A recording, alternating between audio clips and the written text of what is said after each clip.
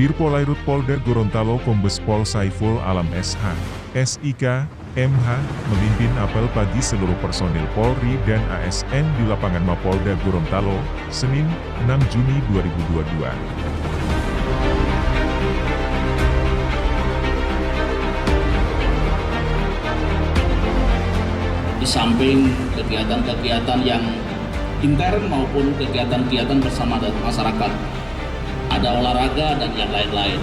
Namun besok kegiatan donor darah yang rencananya kita akan memecahkan rekor muri